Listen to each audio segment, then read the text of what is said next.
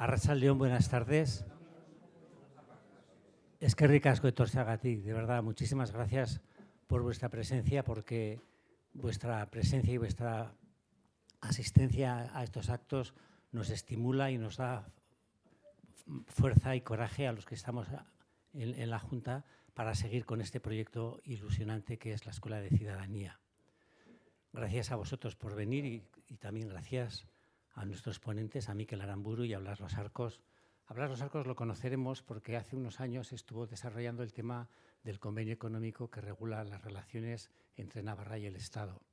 Blas Los Arcos es también experto en el tema que nos ocupa y va a hacer una breve presentación del ponente y del tema que tenemos entre manos. Y un aviso, deciros que la próxima actividad va a ser dentro de 2 semanas. Sabéis que la primera semana de marzo cae el día 8, donde se conmemora el Día Internacional de la Mujer Trabajadora. Y todos los años, con tal motivo, la actividad de marzo la solemos programar con un tema que está confeccionado desde una perspectiva feminista. Entonces, la ponente del día 4 de marzo, que es martes, va a ser Irene Lapuerta, que es profesora de Sociología de la Universidad Pública de Navarra y que va a desarrollar el tema Bienestar infantil e igualdad de género, políticas públicas de cuidados.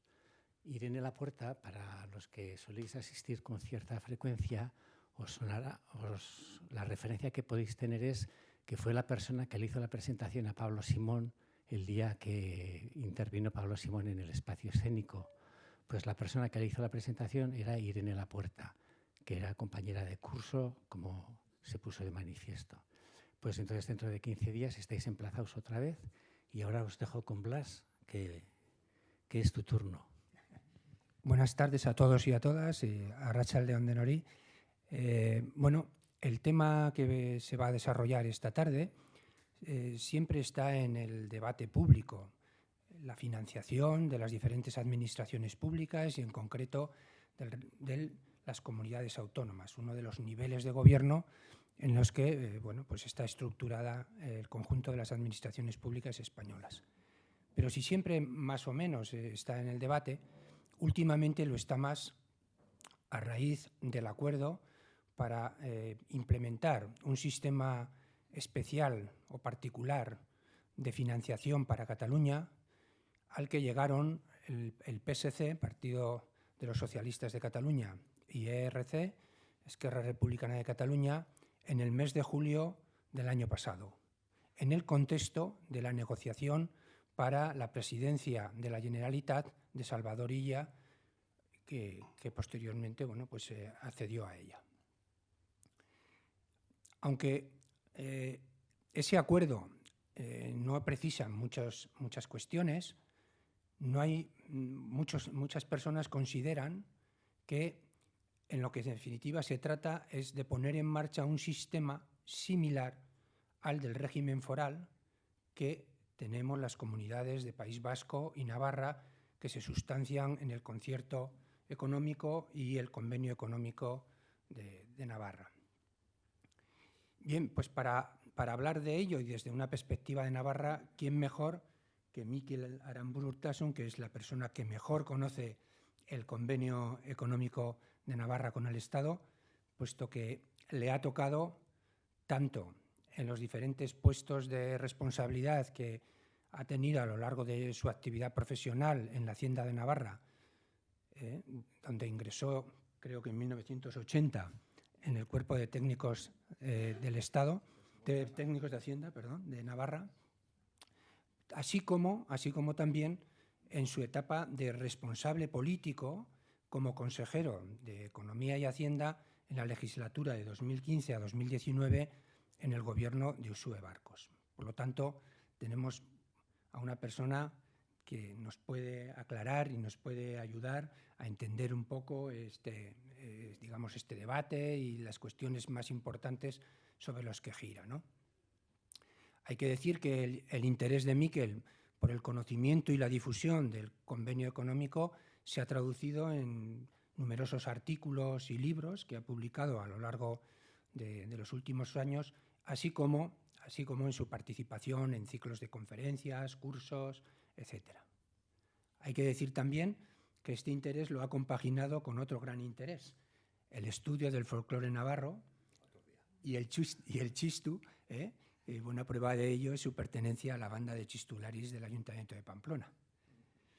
Entonces, bueno, pues dicho esto, no me queda más que agradecer en nombre de la Escuela de Ciudadanía de Villava pues su predisposición y participación en este acto, y sin más preámbulos, pues le cedo la palabra.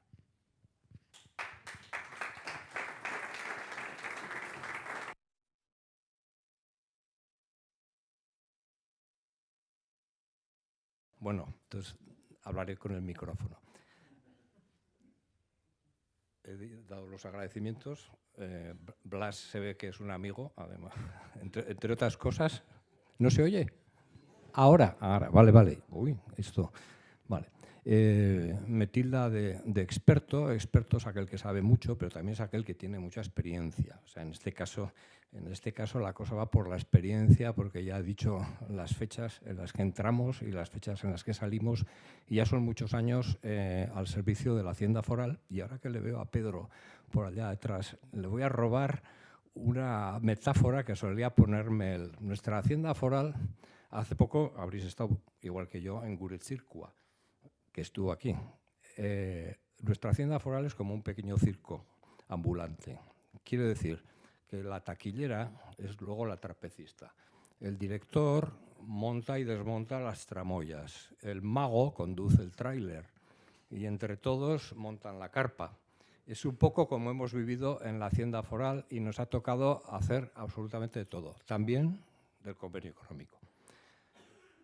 Mi idea para esta tarde es transmitir como 3 o 4 ideas fundamentales para que se nos queden y no mucho más.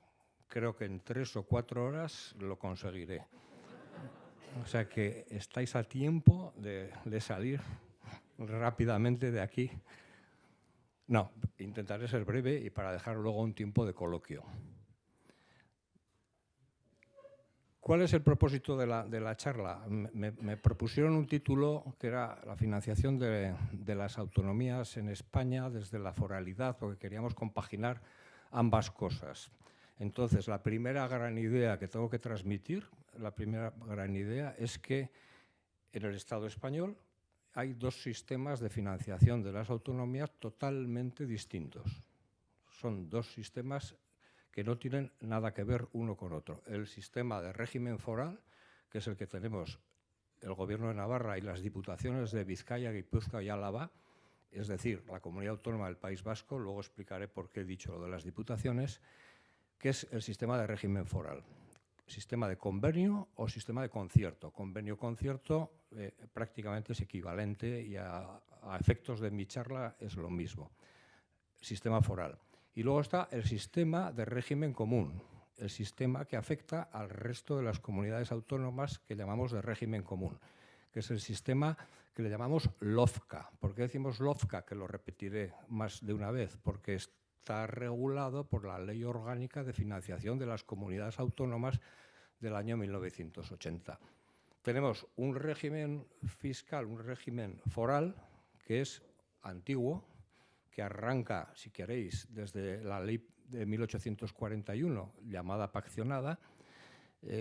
No es muy propio hablar de un convenio económico de aquella época, no es muy propio, pero bueno, los investigadores y los historiadores del derecho encuentran en aquellos 11 artículos de la ley paccionada, encuentran una especie de sustrato material donde enganchar lo que es la idea del convenio. Un inciso, voy a hacer como los curas en los funerales. Hay sitio en las primeras filas. No se me queden atrás.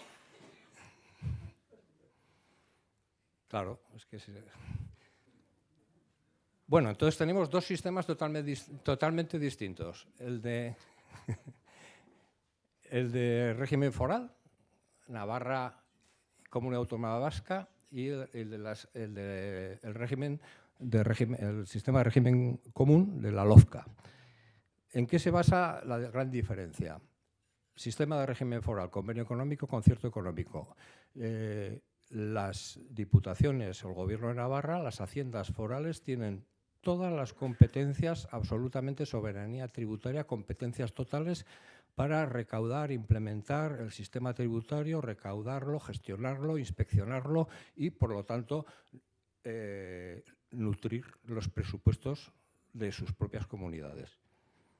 A cambio, tiene que hacer una aportación, que se llama aportación o se llama cupo, al Estado.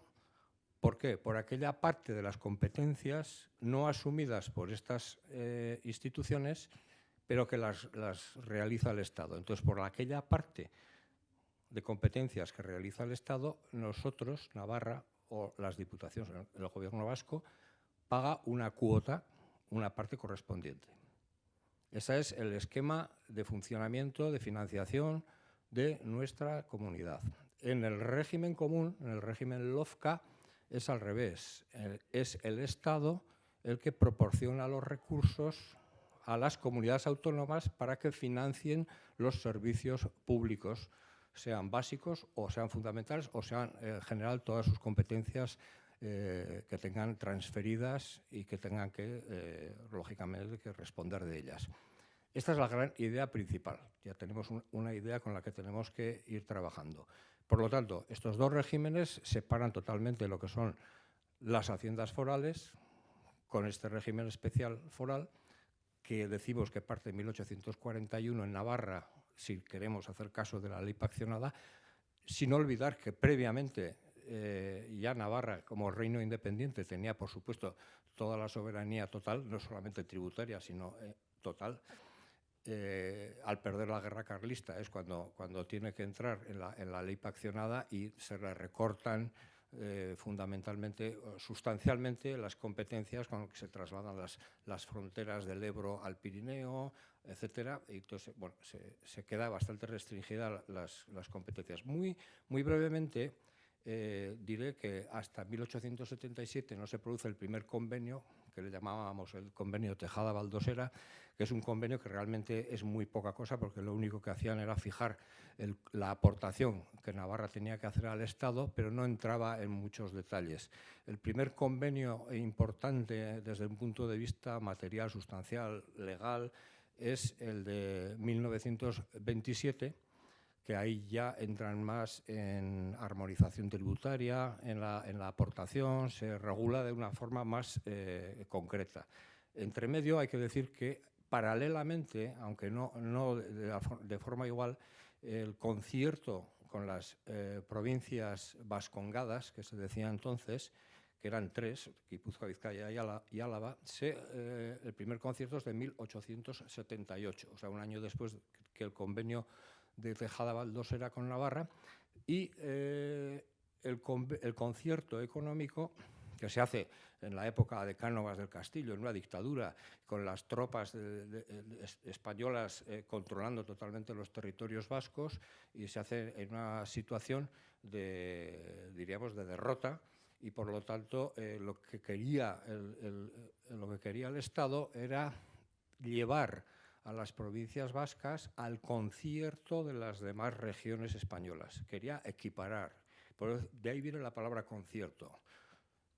No de un convenio, sino de llevarlas a ese concierto. De tal forma que esta pretensión que el Estado ha tenido siempre de nivelar, de equiparar, se ha repetido continuamente y se sigue repitiendo y se sigue escuchando. Nunca lo ha conseguido. Es decir, aquel germen de convenio económico de 1877, que luego se cristalizó en 1927, y a la vez el concierto económico, que fue creciendo y se fue sustanciando con nuevas y mejores competencias, pues llegó hasta la República. La República Española lo mantuvo. Franco, en 1837, Franco en 1937 abolió el régimen de concierto para Guipúzcoa y Vizcaya por considerarlas provincias traidoras, pero lo mantuvo para Álava y para Navarra. Al mantenerlo para Álava y Navarra, pensamos que fue la posibilidad de que con la Constitución española del año 78, la vigente, se recuperase el concierto económico para Vizcaya y para Guipúzcoa.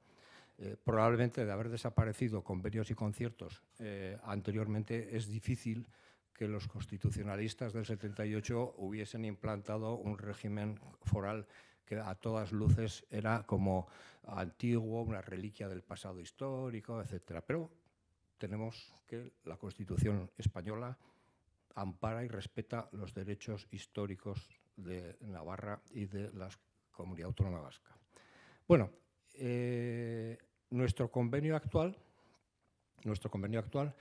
es de 1990, después de que hubo otro en 1969, bastante controvertido, difícil de conseguir, pero que hizo que se mantuviese el régimen foral hasta, como decimos, 1990, que es ya en periodo constitucional, periodo que diríamos democrático, y el convenio nuestro de 1990 viene a ser una copia, esto no pasa nada por decirlo, viene a ser una copia del concierto económico de 1981 que firmó el gobierno de Garaikoetxea con Madrid en aquella época, ya una vez que tenían el Estatuto de Gernika. Navarra tardó algo más porque no teníamos el Estatuto Autonómico, que es el amejoramiento, que se aprobó en el 82, se tardó luego, por otras razones un poco largas de explicar, se tardó algo más en firmar el convenio y al final tenemos un convenio de 1990 y tanto el concierto económico como el convenio económico, los dos, 1981 y 1990, son vigentes, pero lógicamente se han tenido que ir actualizando en estos años, en estas 3 décadas, se han actualizado con 15 leyes distintas. Tanto el convenio económico como el concierto económico se aprueban por una ley ordinaria de las Cortes Generales del Estado. O sea, no es una ley especial ni es nada del otro mundo, es una ley ordinaria. ¿Qué ocurre? Que detrás de esa ley hay un pacto previo, hay un acuerdo previo entre las instituciones del Estado y las instituciones forales. Sí, una vez que se llega a ese pacto, la ley pasa al trámite de las Cortes y hasta ahora, por lo menos, se han aprobado no solamente las leyes del convenio y del concierto, sino todas las modificaciones posteriores. Otra cosa también son las aportaciones o los cupos. Al concierto económico le llaman cupo y nosotros al cupo le llamamos aportación.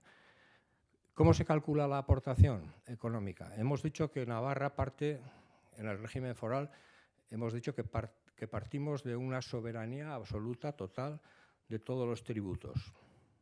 Prácticamente el 100% de los tributos son responsabilidad de la Hacienda foral. Con lo cual, a la Hacienda foral, sea la de Navarra, la de Guipúzcoa, Vizcaya o la de Álava, cualquiera de las 4, con esos ingresos lo que tiene que hacer es cubrir los gastos presupuestarios del presupuesto de la comunidad.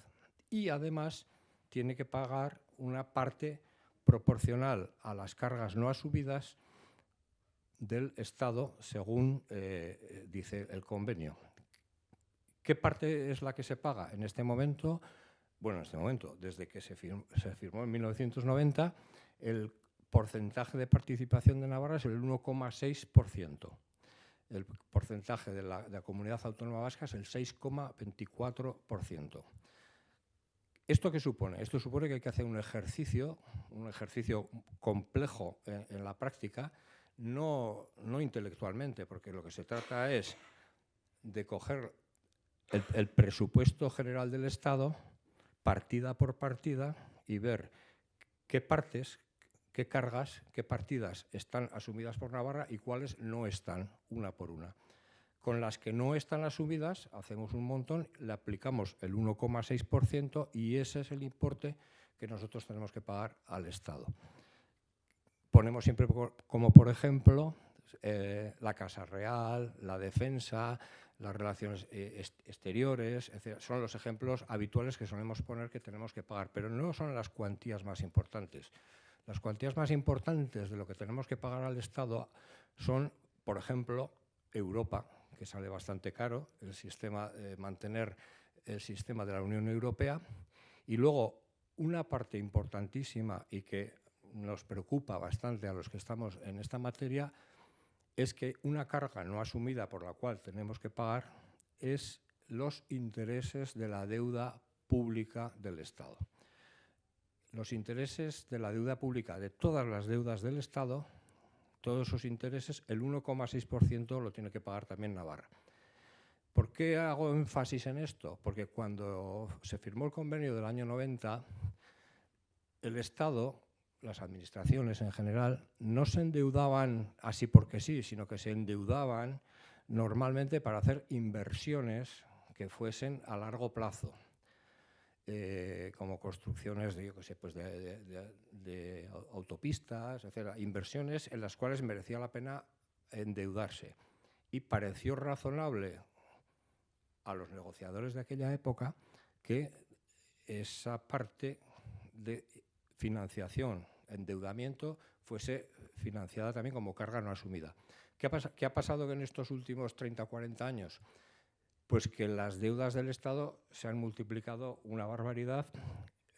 El Estado se ha endeudado para gasto corriente, se ha endeudado para financiar a las comunidades autónomas de régimen común, se ha endeudado de tal forma que pasa con creces el Producto Interior Bruto del Estado, 1,2 billones o 3 de euros la deuda. Y esa carga financiera es terriblemente alta y nosotros estamos obligados a pagar ese 1,6. Ahí vemos un gran riesgo de equilibrio financiero para nuestra comunidad si no se regula de alguna forma esta materia. Bueno, me estoy yendo un poco por las ramas porque estoy entrando ya en problemas concretos, pero la idea fundamental, por lo tanto, es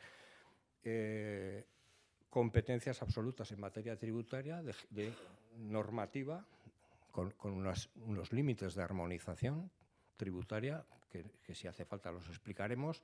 Es decir, que Navarra tampoco puede crear cualquier impuesto, sino que tiene que respetar una estructura de la imposición estatal, etcétera, y hay tiene que mantener una presión fiscal global equivalente a del Estado, que esto es un concepto jurídico indeterminado, es decir, nadie sabe lo que es eso, pero en principio ahí está.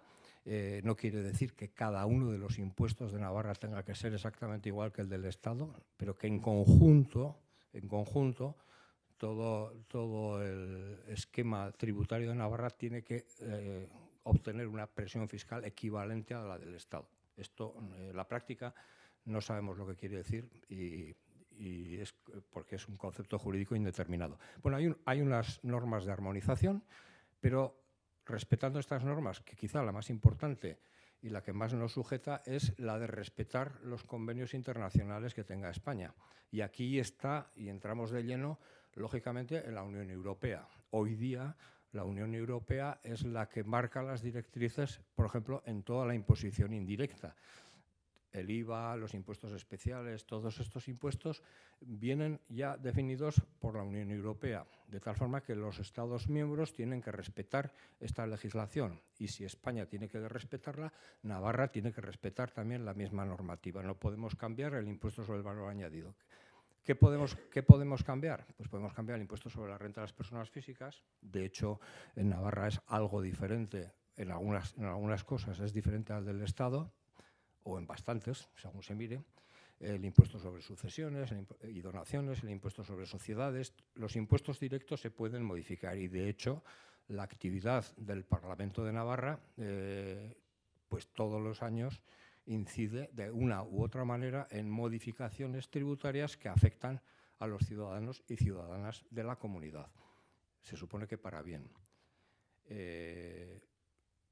Pero a la vez, no se nos olvide, el impuesto es el músculo del poder, es decir, hay que recaudar si queremos financiar los presupuestos públicos, los bienes, servicios y todos los gastos. Por lo tanto, aquí introduzco otra idea que nos distingue del régimen de la LOFCA, y es decir, es el principio de responsabilidad fiscal o de riesgo unilateral, que se suele decir. ¿Qué quiero decir con esto? Que Navarra, o bueno, cuando digo Navarra, hoy se tiene que entender también el gobierno vasco, aunque ahí el esquema es algo distinto, porque las que tienen las competencias tributarias son las haciendas forales de las diputaciones de Guipúzcoa, Vizcaya y Álava.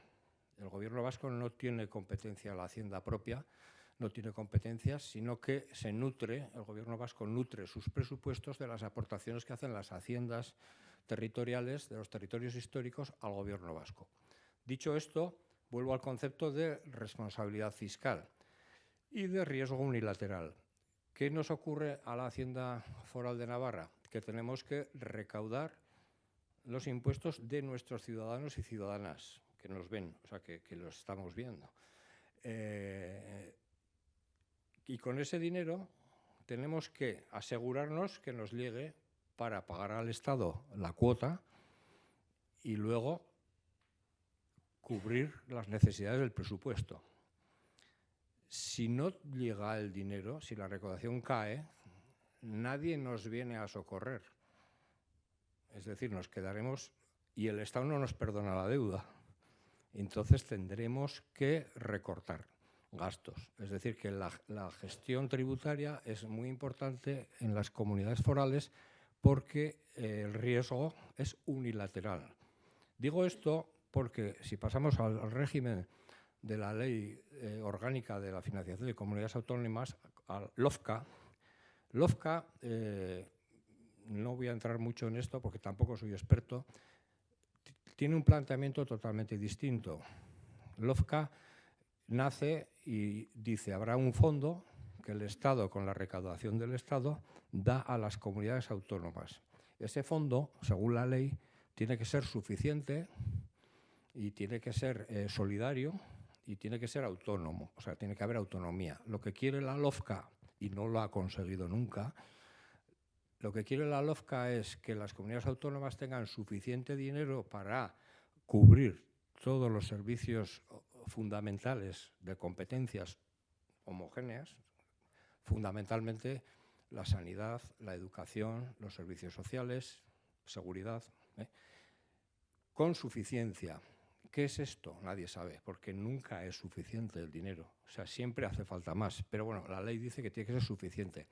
Tiene que ser solidario. ¿Por qué? Porque a pesar de que el Estado conceda este dinero, puede haber unas comunidades que tengan más dinero que otras y que a efectos de unidad personal de gasto, unas estén favorecidas y otras en desventajas. Entonces, tiene que crear un fondo especial para compensar estas desigualdades, que antes se llamaba el Fondo de Compensación Interterritorial, luego ha ido cambiando de nombres, y entonces todas las comunidades también tienen que hacer un esfuerzo para nivelar entre ellas. Y el principio de autonomía lo único que quiere decir es que las comunidades autónomas tienen que tener autonomía también para la gestión de sus ingresos. Pero esto se queda muy corto, porque las comunidades autónomas, esto ha cambiado mucho desde el año 80. Observar una cosa, estamos hablando de un régimen, el de convenio y concierto, que va a tener 200 años dentro de 16. En cambio, el sistema LOFCA es del año 80. Es del año 80 y ha fracasado consecutivamente porque ha habido por lo menos 6 sistemas distintos hasta el último, que creo que es del 2009, del sistema de financiación de las autonomías. Ninguna está contenta. Todos critican el sistema de una parte y de otra. Nunca se han conseguido esos objetivos. El sistema no es fácil de entender porque las comunidades autónomas actualmente tienen competencias propias en los que son impuestos propios, que son cedidos por el Estado. El Estado, que tiene la competencia, tiene la soberanía tributaria, cede a las comunidades autónomas determinados impuestos y les dice, bueno, transmisiones patrimoniales, sucesiones, el impuesto sobre el patrimonio, esos te los cedo y los gestionas tú. Pero hay también las comunidades autónomas, si quieren, pueden crear sus propios tributos con unas normas. Es decir, no puedes crear un tributo que grave un hecho imponible que ya lo está gravando un tributo del Estado. Bueno, ese tipo de cosas. Las haciendas comunes también pueden tener ingresos propios de derecho privado, etcétera, de sus propios bienes, etcétera, y también se pueden endeudar. Y sobre todo lo que hacen es participar de la recaudación del Estado en el impuesto sobre la renta de las personas físicas, que actualmente se llevan un 50%, creo que es, del IVA, que también se llevan un 50%, y de impuestos especiales, que creo que se llevan el 58%. Con ese dinero, las haciendas, las comunidades autónomas hacen unos cálculos, tienen un fondo de garantía, pero luego tienen que compensarse entre ellas, de forma que aquellas que en función de la recaudación teórica, que es una recaudación normativa teórica, pues es aquella recaudación que podrías tener si todas las normativas fuesen iguales. Con eso se juega. Se juega también con la financiación de los gastos, gastos necesarios para la financiación de las competencias que se llaman homogéneas, las que tienen todas ya transferidas. Luego se hacen unos ajustes también de solidaridad y se hace otra aportación del Estado para compensar, y aún y todo no llega el dinero. Cuando no llega el dinero, esto nos pasa también en las casas, nos pasa a todo el mundo, es o que no hay suficientes ingresos o que hay demasiados gastos. ¿Qué está pasando en España con este asunto? Que normalmente las comunidades autónomas han gastado más que los ingresos que tenían, a pesar de todo este lío de la LOFCA. Se han ido endeudando. Y el Estado, paternalista diríamos, les ha socorrido con un fondo de liquidez autonómica, que se llamaba antes FLA, ahora es un fondo de financiación de las autonomías, que es una especie de préstamo que hace el Estado a las comunidades autónomas cuando no les llega el dinero. Y dice, bueno, te has gastado más de la cuenta, te presto un dinero a 0 de interés, a 0% de interés, y ya veremos si me lo devuelves. ¿Qué pasa? Que las comunidades autónomas saben que no lo van a devolver nunca, o piensan que no lo van a devolver nunca, y el Estado también piensa que no lo van a devolver nunca. Entonces, moralmente es un sistema un tanto injusto, sobre todo cuando lo comparas con nuestro régimen foral, en el cual, si nosotros no nos llega el dinero, nos tenemos que endeudar, y para endeudarnos tenemos que ir al mercado, y en el mercado nos cobran los tipos de interés que estén vigentes en el momento. Y además, vuelvo otra vez a lo que decía antes, el Estado se está endeudando para financiar estos déficits de las comunidades autónomas, y el Estado sí que está pagando intereses por esa deuda. Y de esos intereses tenemos que pagar nosotros también. Insisto un poco en estas cosas porque muchas veces se nos dice que es insolidario el concierto económico, el convenio económico, pero bueno, ojo, tener en cuenta lo que estamos pagando, que no deberíamos de pagar a mi juicio. Y luego también hay otro concepto, y es que cuando he dicho el índice de imputación, que he dicho que era el 1,60, el 1,60, si nos fijamos bien, Navarra, la población de Navarra no es el 1,60 de la población del Estado, es menos, no sé, ahora estaremos en 1,35, no tengo ni idea, por ahí.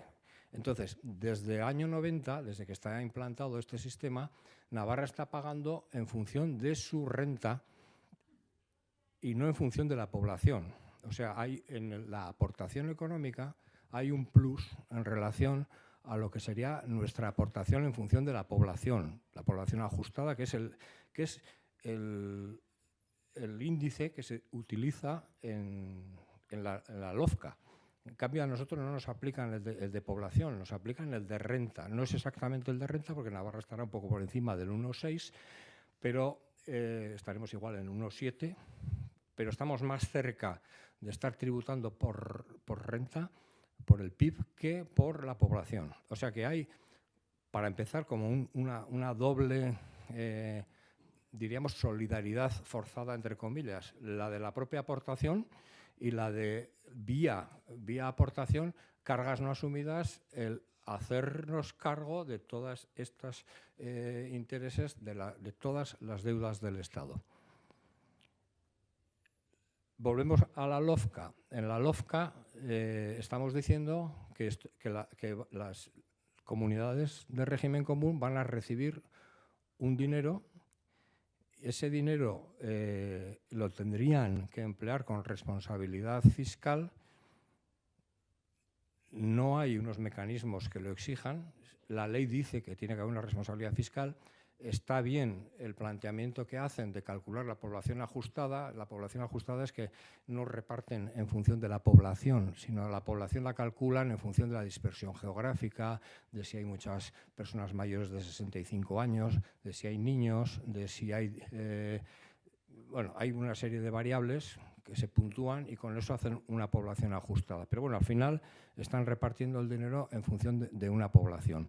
El Estado lo que pretende con la ley es que esas comunidades autónomas tengan recursos suficientes, esto ya lo he dicho antes, pero es para que no se nos olvide, recursos suficientes para pagar los gastos de las competencias que tienen asumidas. Pero es que además también la ley pretende que se gaste, que se presten estos servicios a un nivel igual, o sea, que haya una equiparación, es decir, que la calidad de la sanidad o de la educación en todas las comunidades sea igual.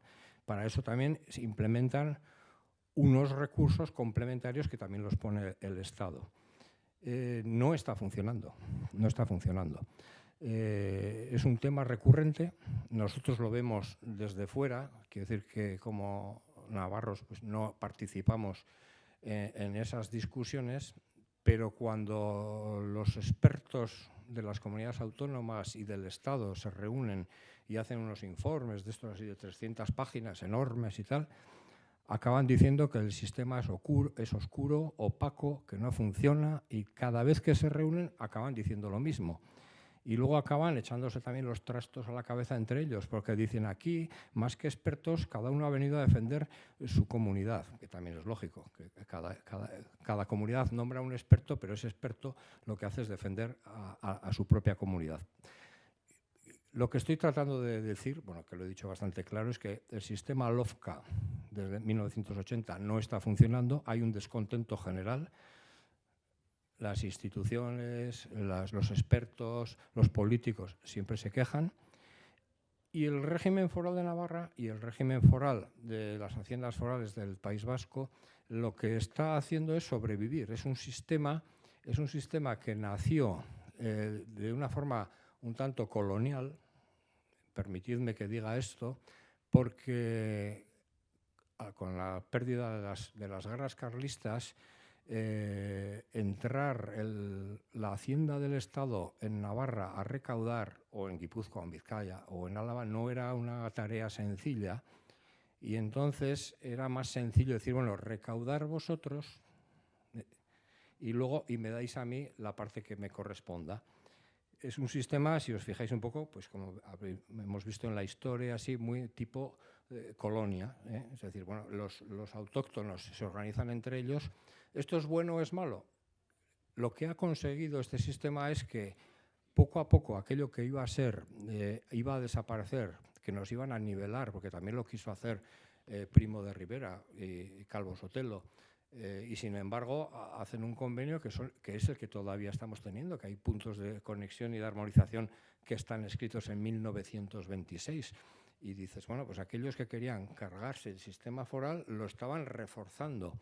Lo mismo pasó con el convenio de 1941, con el de 1969. De alguna manera, nuestro sistema, criticado muchas veces por insolidario, etcétera, ha ido cristalizándose, ha ido generándose en el tiempo. Nuestro convenio actual nada tiene que ver con el de hace 150 años, o sea, nada tiene que ver, pero ha ido creciendo, ha ido mejorando, ha ido adaptándose, y aquí hay una explicación, y aquí paso un poco a lo que decía, hablas de mi fase última en la Diputación, que ha sido la de consejero, inesperada, pero bueno, ha sido mis últimos años además. Y es que he podido comprobar un poco lo que ya sospechábamos cuando estábamos en los despachos preparando las cosas. Le miro a Pedro porque sabe más que yo. Y es que alardeamos, o se alardea, de que nuestro sistema es bilateral. Claro, O sea, no estamos en el saco general de la LOFCA, que van todos allí, las 15 comunidades y las 2 ciudades autónomas de Ceuta y Melilla. No estamos en ese saco. Tenemos una relación bilateral con el Estado de tú a tú. Eso es verdad. Pero lo que yo insisto mucho, no es de igual a igual. No es de igual a igual. O sea, tenemos una relación bilateral, que es lo que quiere Cataluña, que es lo que quieren todas las comunidades. O sea, de lo mío y hablar directamente con el Estado, eso es lo que ellos quieren. Y está bien. Pero yo, desde nuestra experiencia, lo que os digo es que es una relación bilateral, pero no es de igual a igual. El Estado, aparte de tener todo el poder, no digo ya solo el ejército o los tribunales, es que además es 60 veces más que nosotros. O sea, Navarra es la 60ª parte del Estado. Entonces, claro, cuando tú vas a discutir a Madrid por, no sé, 1 millón de euros, para mí es 1 millón de euros. Y para el Estado es 60 veces menos. O sea, eso lo pierden cualquier tarde en cualquier cosa que hacen. Entonces, ¿a dónde quiero ir a parar? A explicar un poco eso de la tenacidad de nuestra tierra. Porque, claro, para nosotros perder 1 millón es mucho más que para el Estado. Entonces, esa aversión a la pérdida genera una fuerza que yo creo que explica muy bien, cuando lees la historia, el comportamiento de nuestros antecesores, del 69, de los de Calvo Sotelo, de los funcionarios que iban, de los cabezones que eran los navarros. Explica muy bien esa situación, porque sí que es una relación bilateral, no es de igual a igual, pero la aversión a la pérdida que decía el premio Nobel Kahneman, que lo leí y me dijo, pues esto es lo que me pasa a mí. Este me lo ha copiado, el premio Nobel. Es decir, cuando tú tienes mucho más que perder que el otro, aunque aparentemente es lo mismo, ese 1 millón de euros para mí es mucho más importante que para el Estado, ¿no? Y eso, ¿qué quiero decir con eso? Que entiendo bien y entiendo bien cómo se ha producido ese mantenimiento, esa conservación de nuestro régimen foral, a pesar de las contrariedades, de las pegas, etcétera. ¿Ahora qué tenemos? Pues ahora tenemos problemas por todos los sitios, porque también cuando empezamos nosotros en aquel circo pequeño, el hecho imponible estaba muy cerca de la Hacienda. El hecho imponible estaba cerca. Llevábamos el impuesto sobre sociedades en unas cartulinas amarillas, se escribían allí las bases imponibles, se miraba, se hacía la liquidación. Cuando tenías dudas le preguntabas al veterano que estaba por allí, oye, ¿esta empresa? Me decía, bueno, esta empresa, ojo, porque es mal contribuyente.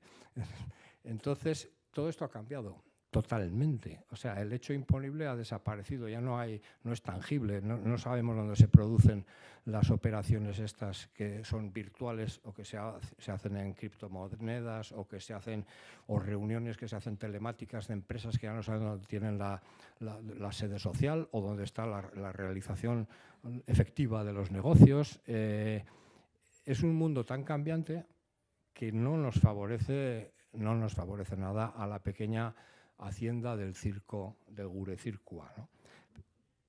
Las mismas normas de la Unión Europea cada vez son más estrictas y nos constriñen más. O sea, es decir, normas sobre comercio internacional, normas de persecución en teoría del fraude fiscal, te van empujando a que la normativa fiscal sea cada vez más similar.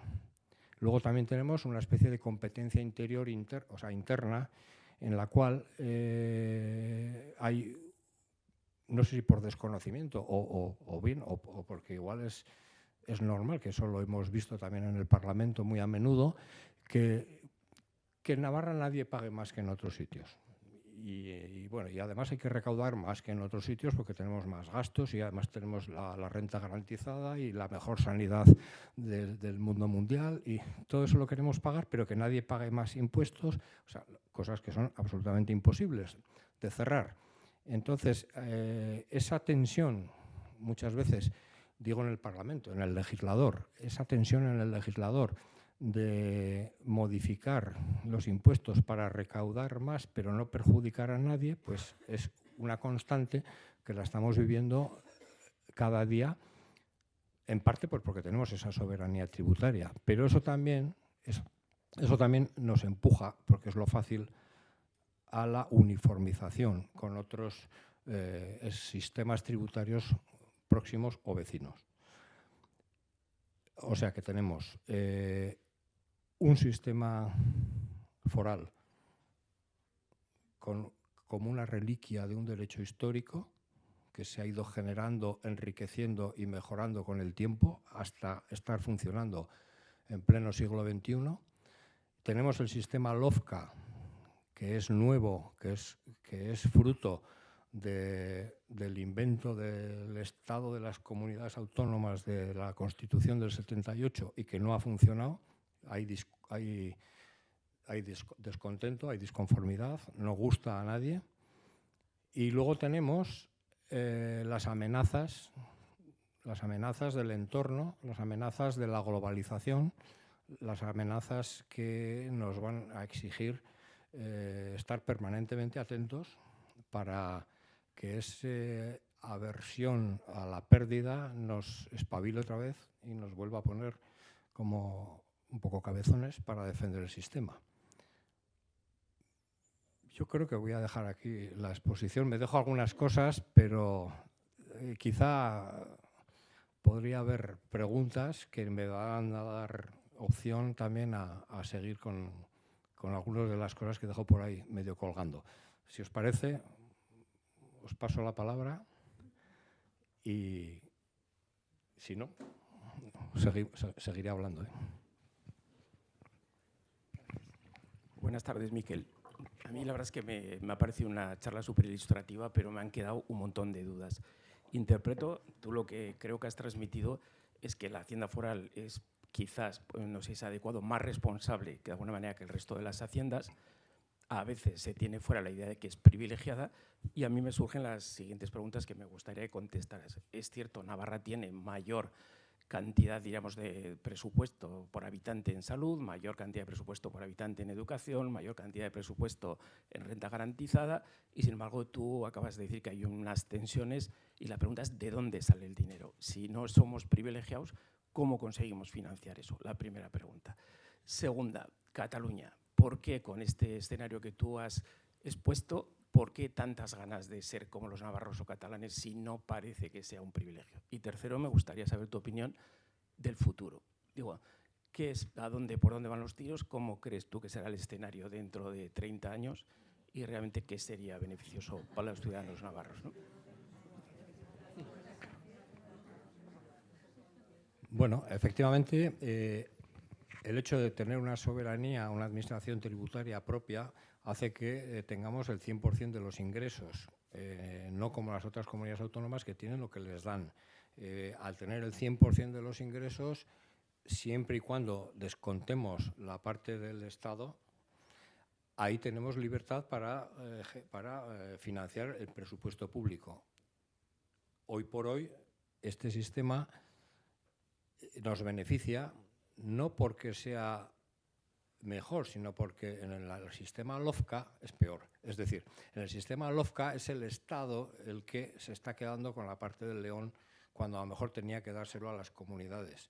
Pero esto es un criterio que bueno, es discutible. Hay quien dice que no, otros que los expertos de las comunidades dicen que es el Estado el que se está quedando con la parte más importante de esa recaudación, cuando tendría que haber transmitido, porque si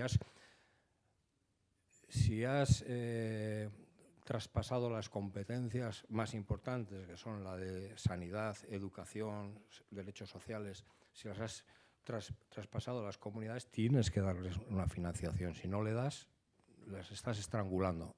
Ahí tenemos ese privilegio, entre comillas, es el privilegio de la autonomía que tenemos totalmente. Ya no sé lo que más me has preguntado.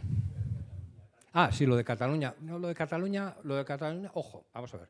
Lo de Cataluña históricamente está demostrado que en la transición se les ofreció el sistema de convenio y lo rechazaron. Eso está hablado, está escrito, está demostrado. Lo rechazaron porque para una administración el enfrentarse, una cosa es dirigir un país, un territorio con ciudadanos que te van a votar cuando te voten o no, y otra cosa es dirigir una hacienda con contribuyentes que te van a mirar mal siempre. Entonces, claro, tener la hacienda es enfrentarte a los ciudadanos que son también contribuyentes y a la gente no les suele gustar pagar impuestos. Entonces, yo entiendo que en aquel momento Cataluña no quisieran asumir esa responsabilidad de ser ellos la parte activa de la hacienda en aquel momento. En este momento lo que quieren, no lo sé. Me temo que lo que quieren es una relación bilateral con el Estado y una participación en los ingresos más alta que la que tienen hasta ahora, porque una cosa que no he dicho es que, claro, porque no he dicho muchas cosas, en ese cálculo de la LOFCA, cuando van haciendo el fondo de garantía, el fondo de suficiencia, el fondo de solidaridad, van ajustando todo, al final, ¿qué ocurre?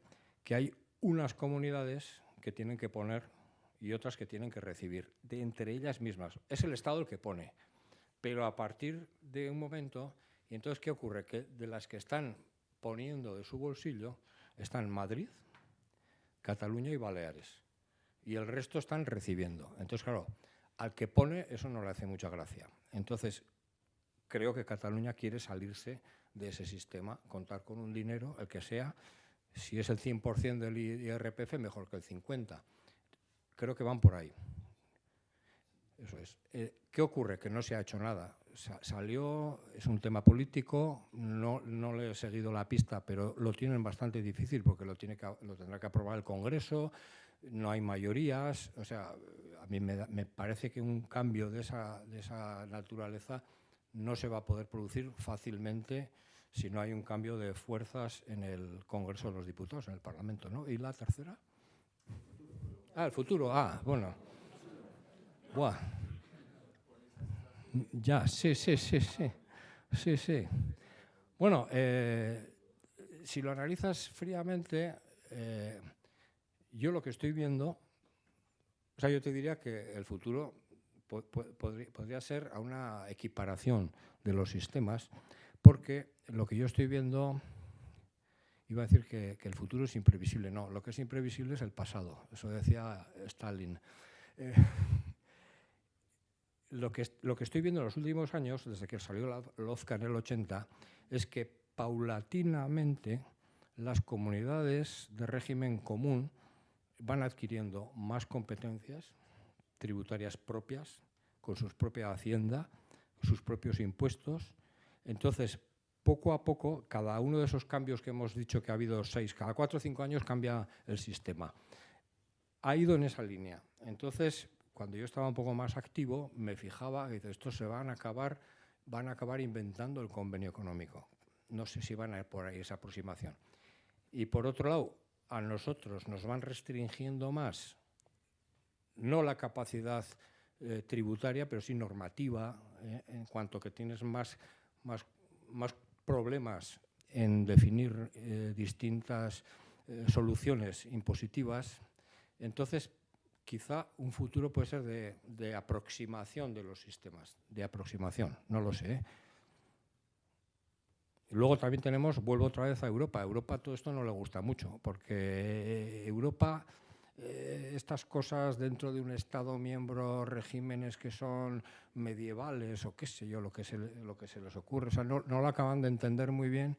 Y tuvimos unos problemas muy graves cuando se nos acusaba de las ayudas de Estado. La ayuda de Estado es un concepto que existe en la Unión Europea que está prohibido. Está prohibido que un Estado miembro ayude a unas determinadas empresas, instituciones, ciudadanos, desde el punto de vista que harían competencia desleal con otros miembros, otros Estados miembros.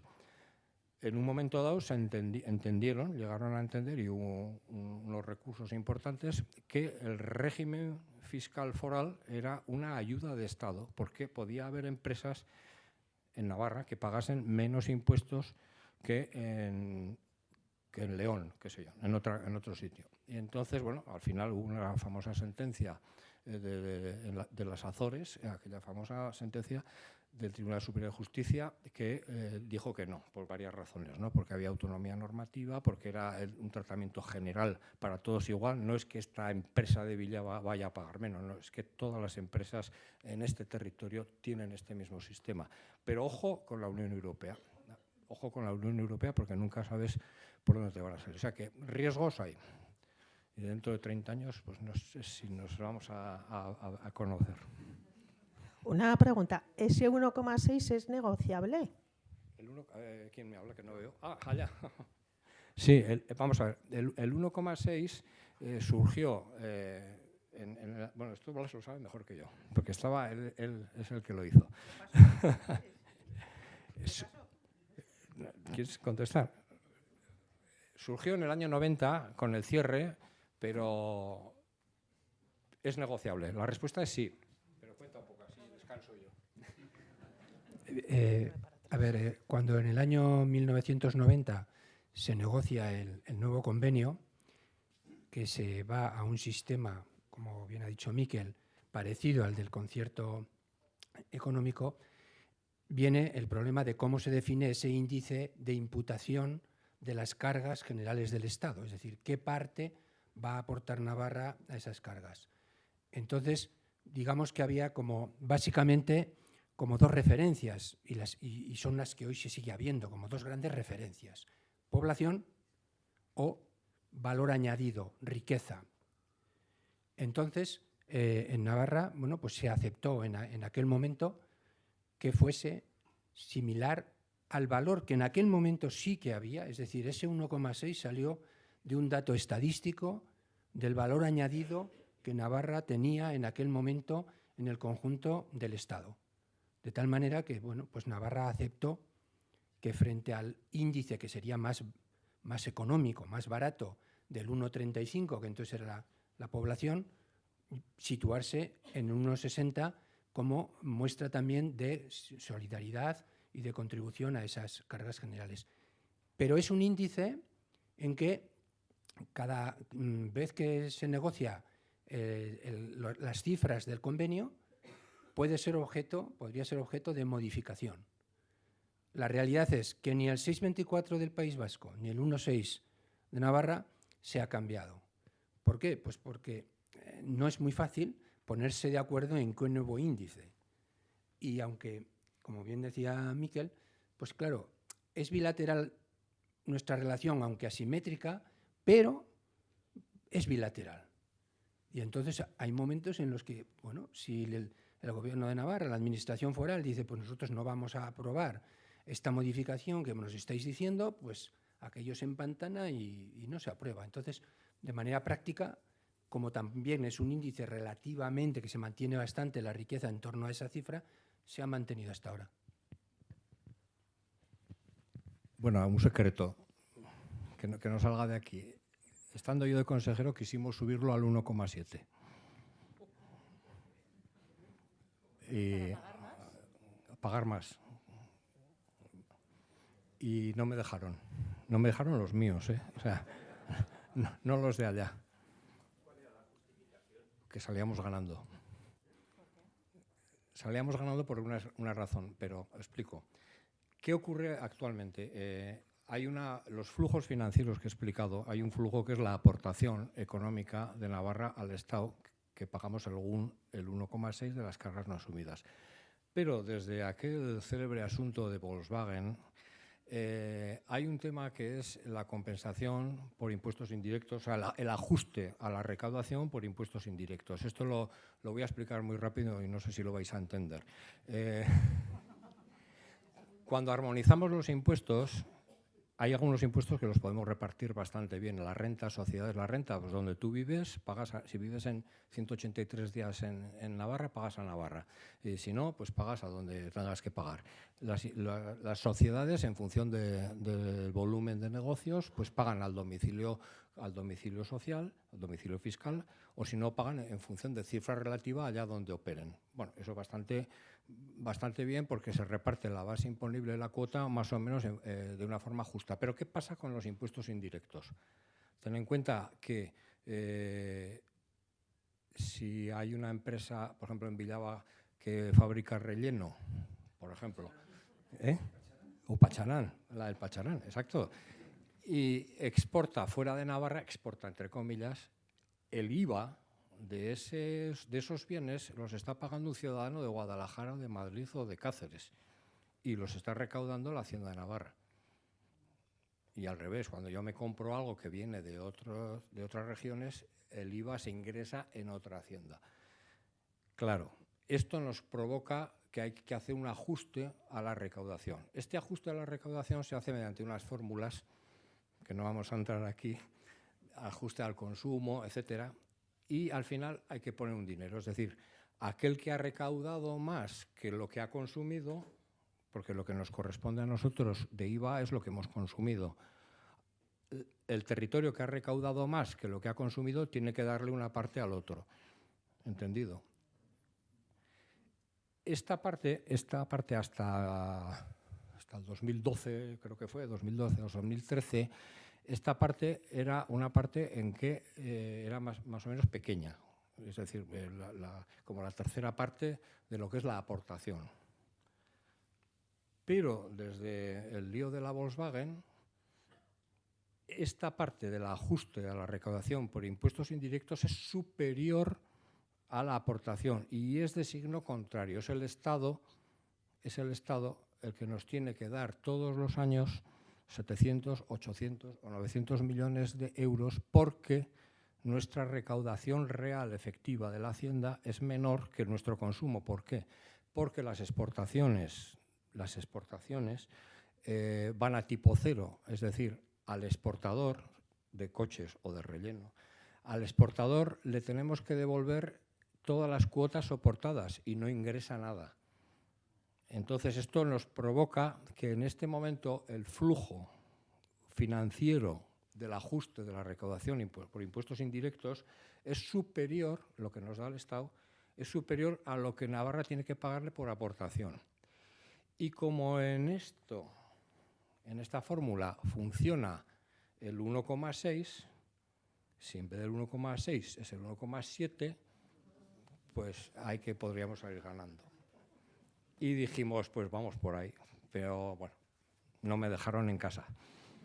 No toques eso porque ojo, bueno, sin más.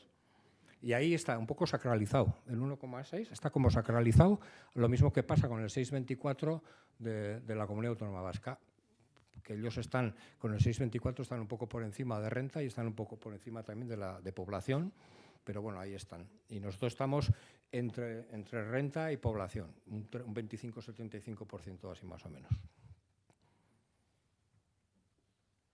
No digáis nada, lo del 1,7. A ver. Pero es que ya he contestado. Vale. Espera, estaba Pablo. Espera, que me pedían por aquí. Ahora, luego tú y luego por aquí, ¿vale?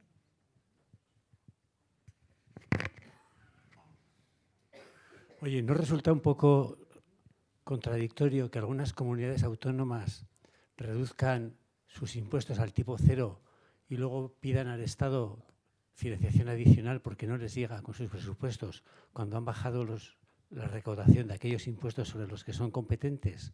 Pongo, por ejemplo, Madrid, que tiene en sucesiones, continuamente están amenazando con reducir el impuesto de sucesiones, el tipo impositivo, y el del patrimonio lo han dejado prácticamente reducido a cero, cuando tiene un poder recaudador muy potente y encima sobre aquellos contribuyentes con mejor posición que el resto. Eso es como un mensaje electoralista, porque luego el Papá Estado ya me dará, bien a través de los fondos FLA o de cualquier fondo de compensación, ya les dará el déficit que les... ¿Qué opinas sobre esto? Sí, totalmente de acuerdo. Es que es así. Es un poco lo que decía antes de la responsabilidad fiscal. Si tengo que financiar los gastos públicos, tengo que recaudar. Si bajo la recaudación, si perdono los impuestos, me voy a quedar sin dinero. Lo que no puedo hacer es pedirle al Estado. De hecho, claro, la ley, el sistema de financiación autonómica prevé que las aportaciones que hace el Estado no sean en función de lo que tú estás recaudando, allá tú, sino en función de esa tributación normativa que dices. O sea, si la norma fuese así, recaudarías tanto. Es un poco también lo que pasa en la financiación de las entidades locales en Navarra. O sea, no es en función de lo que tú recaudes, sino de lo que podrías recaudar. Claro, si tú quieres bajar los impuestos, a tu costa. A Madrid eso le sale bien porque Madrid, como es una aspiradora que está succionando todos los bienes y patrimonios del Estado, pues aún y todo le compensa el perdonar el impuesto de patrimonio y dejarlo de tipo cero, ¿no? Pero efectivamente es la responsabilidad fiscal o la corresponsabilidad fiscal. Si yo bajo los impuestos, eso tiene que ser a mi costa. Luego no podré financiar. Ahora, si estoy esperando que luego el Estado me facilite con los fondos de facilidad o los FLA, entonces estamos haciendo una trampa. Por eso decía yo que hay una cierta perversión moral en el hecho de que se financien a tipo cero, cuando además todos están pensando que no lo van a devolver. Y estamos hablando ahora de unos 200.000 millones de euros, 200.000 millones de euros que se han llevado las comunidades autónomas con esos fondos de liquidez, o como se llamen ahora, que es mucho dinero. A ver, dos preguntas. Una primera, la presión fiscal entendía como el porcentaje del PIB que gestiona la administración. Aquí cuando se dice, es que nos pasan impuestos y tal, y cual, dices, comparado con otras comunidades autónomas, ¿en qué presión fiscal estamos? Esa es una pregunta. La segunda pregunta es, Pascual Maragall dijo una vez, hace muchos años, que el presupuesto general se tenía que gastar 25, 50, 25, 25 el Estado, 50 las comunidades autónomas y 25 los ayuntamientos. Aparte de los números, ¿no tendría que hacerse alguna cosa para que se ajustasen también los gastos y los ingresos en los tres niveles diferentes? Gracias. Esa es la cuestión. Empiezo por el final, ¿no? Porque efectivamente el debate de la financiación de las comunidades autónomas va por ahí. Va por la solidaridad, el equilibrio, la igualación no solamente de financiación, sino de calidad de servicios. Pero es que eso no lo han conseguido. Es muy difícil. O sea, es muy difícil. La causa que más se atribuye es que el Estado se queda con la mayor parte. Bueno, efectivamente no se ha llegado ni por el forro al 25, 50, 25, pero me imagino que alguien en algún momento tendrá que tomar alguna decisión. Nosotros estamos fuera de ese esquema porque se supone que tenemos el 100%. En cuanto a la presión fiscal, aparte que es un poco difícil de definir, hay una cosa clarísima en España, que estamos por debajo de la presión fiscal media de los países del entorno y de la Unión Europea. O sea, estamos hablando, no me hagáis mucho caso con las cifras, pero si en Europa estamos en un 40-45%, incluyendo la seguridad social, que a veces se nos olvida, pero eso también se suele incluir, España y Navarra, quiero decir que ahí estaremos en un 35%. O sea, hay un margen todavía muy alto de modificación que se puede, que solucionaría muchos de los problemas de financiación de los presupuestos en un estado de bienestar. Otra cosa es que queramos ir a un estado como Estados Unidos. Bueno, entonces nos sobra presión fiscal. Pero bueno, si vamos a ir a un estado de bienestar equiparable a los de la Unión Europea, nos faltan como unos 10 puntos de presión fiscal, tanto en Navarra como en otras comunidades. Hay margen, lo que pasa es que hay una cultura de fraude fiscal muy importante, que no se ha superado, y no es un camino rápido. Se está avanzando, pero no es fácil. Una cosa, ha dicho que el IVA está armonizado a nivel estatal y tal, y a mí me ha tocado alguna vez que está la ley de Navarra también, y eso me parece una complicación relativamente innecesaria si está armonizado. Y complica bastante, y esto se podría decir de otras muchas leyes en general. Otra cosa, en relación con el IVA, Trump ha acusado a la Unión Europea de que el IVA es una especie de arancel. ¿Qué piensas al respecto? Porque, no sé, parece un balonazo a no sé qué. Y tercero, y es respecto a otro tema completamente diferente, últimamente se habla muchísimo de vivienda y he asistido a bastantes charlas al respecto y pues se ha llegado a decir que la vivienda es un bien de especulación y tal, y que una parte importante de la especulación es la administración con sus impuestos, que son muy altos. No sé en relación a eso qué se puede decir. Bueno, la normativa del impuesto sobre el valor añadido es igual, quiere decir que la ley foral del IVA es igual que la ley estatal y no tiene que dar ningún problema. O sea, es decir que el sujeto pasivo, en este caso que es el empresario o profesional que hace entregas de bienes o prestaciones de servicios, ya sabe qué tipo tiene que aplicar y en qué ventanilla tiene que declarar. O sea, el mayor problema puede ser ese. Por lo demás, tipos y la normativa es la misma. De hecho, es copiada. O sea, no tenemos otra. Las dificultades no creo que sean más que o llamar ley foral o que el impreso sea este. Incluso los impresos se llaman igual. Y lo único, la ventanilla, que hoy día como es telemática, yo ahí no he visto ese problema y he estado muchos años en la Hacienda. La gente a veces se confunde según qué tipo de operaciones se hacen. ¿Esto dónde tengo que tributar? Bueno, eso bien, una vez que se les aclara, normalmente no hay más problemas. Efectivamente, Trump pues dice lo que dice, pero el impuesto sobre el valor añadido no es un arancel, es un impuesto al consumo. O sea, el impuesto sobre el valor añadido es un impuesto al consumo que pagamos tanto sean los productos americanos como si son de Villava. O sea, es decir, no hay una discriminación porque el producto se haga en Massachusetts o se haga en Huarte. O sea, es decir, el 21% es el 21% y es un impuesto al consumo, no es un arancel. Al revés, lo que se hace es cuando se exporta, el bien exportado va con tipo cero, o sea, va con el coste del producto realmente o el precio de venta, porque cuando un empresario navarro exporta, o español en general, exporta, no repercute impuesto al extranjero, va a cero.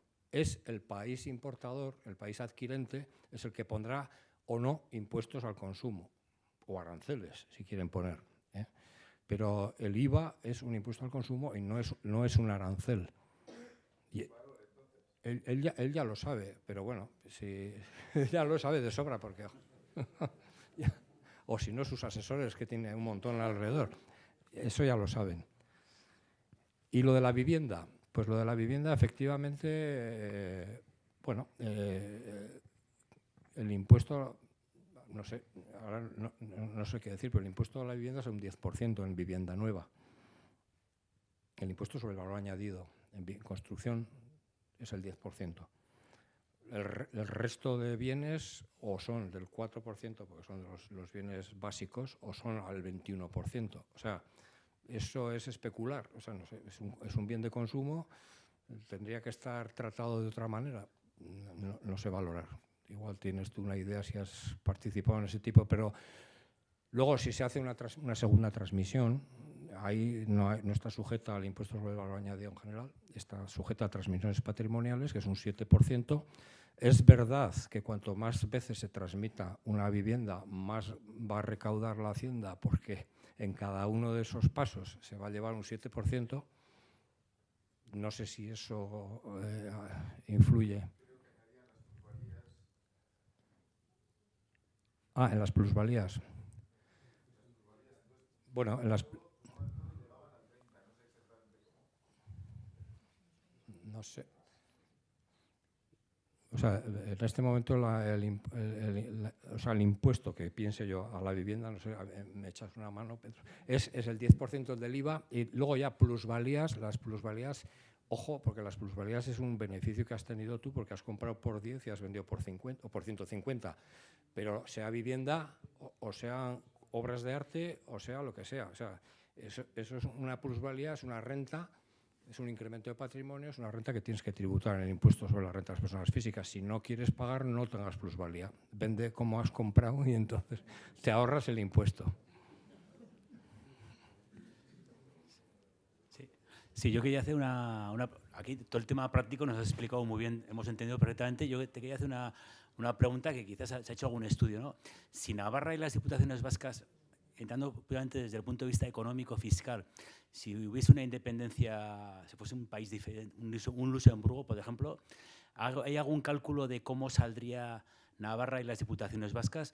Y luego la segunda pregunta sería, con el tema que se está dando a nivel internacional, que se está vendiendo mucho pues, de Argentina, de Estados Unidos, que hay que bajar los tipos, el IRPF de los países y demás, ¿eso va a tener alguna influencia en Europa? O te estoy preguntando un poco, menos tema práctico, un poco más ficción, pero un poco cómo lo ves esos dos temas. O sea, la independencia y el futuro que viene con las políticas internacionales. Bueno, una de las ventajas que tiene nuestro sistema de régimen foral es que es prácticamente una independencia desde el punto de vista tributario financiero. O sea, si os fijáis bien, lo que sería Euskal Herria, las 4 provincias unidas, tendríamos toda la competencia tributaria exactamente igual que tenemos ahora y tendríamos que pagar un presupuesto que en vez de ser 4 o 5, porque también está el gobierno vasco, sería un presupuesto y los recursos que tenemos es bastante fácil. O sea, esto con una Excel, en una tarde se podía hacer un cálculo de cuáles serían los ingresos tributarios de ese país independiente y cuáles serían los gastos, que lo que haríamos es sumar todos los que tenemos ahora. Habría que hacer algunas eliminaciones porque habría que hacer algunas compensaciones de pagos entre comunidades, etcétera. No es difícil y es fácil, o sea, es fácil porque estamos ya muy cerca de ese sistema. O sea que lo único que nos faltaría sería la parte de la cuota o la aportación. Bueno, pues sería lo que tenemos ahora, más o menos lo mismo. Incluso podríamos elegir con qué país. Cuando la seguridad social, sí, eso es distinto. Sí. Tendríamos que hacer una seguridad social propia, claro. Bueno, pero también se puede, sí. Bueno, sí, yo creo que lo que tenemos que mirar más que a Argentina es a Europa. O sea, nuestro reflejo de donde estamos siguiendo los pasos es más el entorno europeo. O sea, yo miro más, siempre hemos mirado más, hay que mirar a Alemania o hay que mirar a Dinamarca o hay que mirar o sea, es decir, que es por donde probablemente va a estar nuestro futuro, creo yo. En el impuesto sobre la renta de las personas físicas, nosotros, los más viejos, hemos conocido marginales del 70% y nadie decía nada. Ahora estamos en el 50% y la gente se tira los pelos de la cabeza, se arranca los pelos porque el 50% y tal, esto es confiscatorio. Pero hubo una época y en Suecia, Noruega, están con unos tipos marginales muy altos. Bueno, es también a veces cultura, responsabilidad fiscal y también gestionar bien las cosas. Es decir, las administraciones tienen que dar un ejemplo de honestidad a prueba de bombas, porque si no, el contribuyente no va a aceptar. Me refiero más quizás a Europa. Sí. ¿Europa se puede cambiar de política de reducir los costos? No lo sé, no lo sé. No van por ahí porque mientras estemos, insisto un poco en la idea de estados de bienestar, que es muy caro, el estado de bienestar hay que mantenerlo, hay que mantener la presión fiscal, que es el músculo. Y claro, ahí tenemos o imposición directa o imposición indirecta. Entonces, más o menos ahora estamos en un 50% directa e indirecta, pero se puede modificar la balanza, aumentar más la imposición indirecta. Sabemos que es regresiva, porque la imposición indirecta todo el mundo paga lo mismo, aunque no independientemente del nivel de renta, y en la imposición directa se fija más, las tarifas son progresivas y se paga más en función de la renta que se tiene, ¿no? A ver, cuando en el seno de la escuela estábamos debatiendo sobre qué temas incluiríamos en la programación de este curso, hace unos 8 meses, el tema de la financiación autonómica estaba en la cresta de la ola. No había telediario que no comenzara con ese tema. Y los medios de comunicación, toda la prensa escrita, también hablaba sobre financiación autonómica. Así que decidimos poner un tema sobre financiación autonómica porque en aquel entonces tenía muchísimo interés. La verdad es que hoy o se ha arrinconado el tema por la mayor actualidad de otros asuntos, pero yo creo que tarde o temprano se volverá a hablar, porque es un tema que está sin resolver, porque cada comunidad autónoma reivindica que quiere más recursos y si la tarta es limitada, todos no pueden ganar con relación a lo que tenían antes del pacto de financiación al que se llegue. ¿Cómo ves tú la viabilidad o la estabilidad de un Estado tan construido sobre unas bases que parece que son como muy frágiles?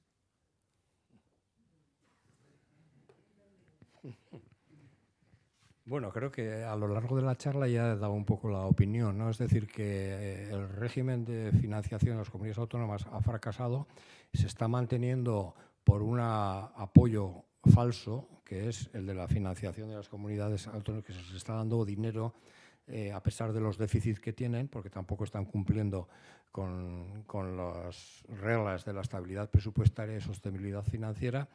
Y eso se tiene que romper alguna vez. 200.000 millones de euros estamos hablando, igual son más porque yo estoy retirado ya, jubilado. Y claro, en algún momento alguien tendrá que poner orden en todo esto, pero no lo sé cuándo ni cómo. Creo que no me va a tocar a mí. Espero. Sí, Miquel, una pregunta un poco más, no tan general, más particular. Bueno, en primer lugar, un placer, como siempre, escucharte porque se aprende muchísimo contigo. Mira, me refiero al impuesto sobre sucesiones. Durante muchos años, el tipo impositivo del impuesto era el 0,8%. Hace unos años se modificaron los tipos tributarios, se hizo una escala y para el tramo superior de esta escala pues se aplicó un tipo impositivo, creo recordar, que del 16%, es decir, hubo un aumento del 2000% en el tramo superior. Mi pregunta es la siguiente, está claro que poniendo un 16% de tipo impositivo, la Hacienda Foral va a recaudar teóricamente más impuestos, ¿no? Ahora bien, en la práctica, posiblemente lo que hemos visto es que bastantes patrimonios altos en Navarra, ante este incremento tan desmesurado del tipo impositivo, pasando del 0,8 al 16%, añadiendo también que el impuesto sobre el patrimonio en Navarra es más alto, por ejemplo, que en las comunidades forales, perdón, que en las diputaciones forales, pues han dejado de tributar en Navarra, ¿no? Mi pregunta es, ¿desde la Hacienda se ha hecho algún estudio comparando si subimos el impuesto del 0,8 al 16%, ganamos este dinero en recaudación? ¿De acuerdo? Ahora bien, si tenemos en cuenta aquellos patrimonios altos que han dejado Navarra, se han deslocalizado y, por lo tanto, dejan de pagar IRPF, dejan de pagar IVA, dejan de pagar otros impuestos, ¿hemos hecho algún estudio para ver el efecto neto de esa decisión que se tomó subiendo el tipo de sucesiones al 16% en los tramos altos? Es decir, verdaderamente, desde el punto de vista económico, ¿esa medida ha fortalecido la recaudación o tal vez no? Sí, no solamente no se ha hecho, no es que se haya hecho, eso se hace cuando, ya sabes tú bien, cuando se va a hacer una modificación tributaria se hacen simulaciones y se hacen estudios previos. Lo que me estás preguntando es que hay una realidad, que es la recaudación, porque esa modificación se hizo en el 16 o así, no me acuerdo, en el 18. Y aquí tengo un experto que me está apuntando. Esa modificación que se hizo en el año 18 ya ha dado resultados.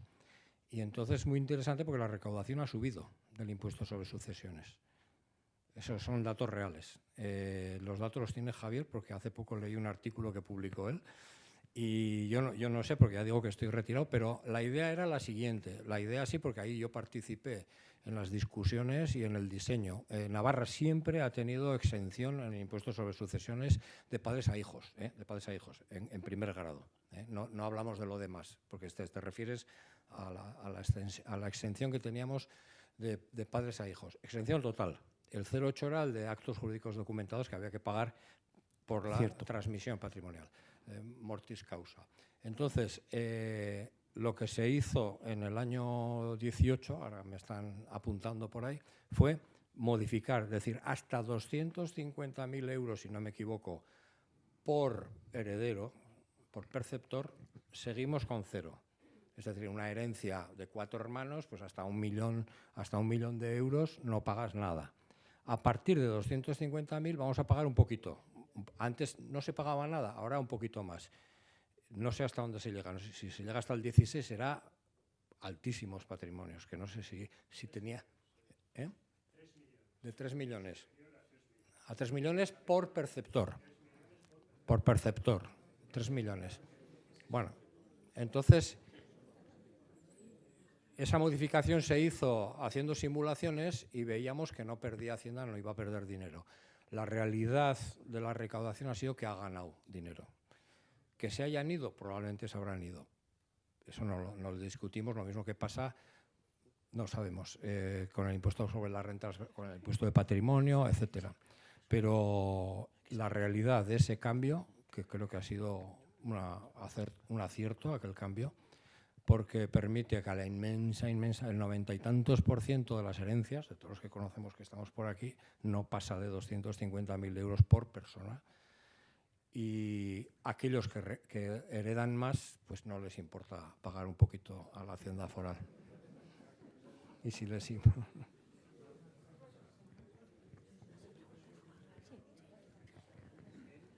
Hola, una pregunta. Los autónomos que se quejan tanto, que dicen que sería mejor que pudieran tributar por facturación, el fraude fiscal, ¿se contempla incrementar las inspecciones para con eso intentar recaudar más y a la vez contentar al autónomo que a lo mejor está pagando por encima de lo que para su facturación correspondiera?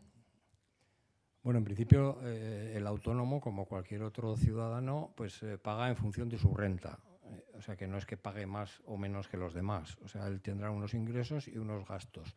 Tiene la ventaja de que lleva la contabilidad y él dice lo que gana o no gana. Entonces, hay más facilidad de picaresca en un autónomo que en una nómina. De hecho, el impuesto sobre la renta de las personas físicas en España, también en Navarra, es un impuesto a las nóminas, porque es de donde se nutre. O sea, los demás rendimientos prácticamente no existen. Es muy poco lo que aportan, ¿no? Entonces ya es un tema efectivamente de lucha contra el fraude, de concienciación, de inspecciones, claro, que se han hecho siempre, pero eso tampoco va a resolver el problema, seguramente. No sé si te he contestado, pero...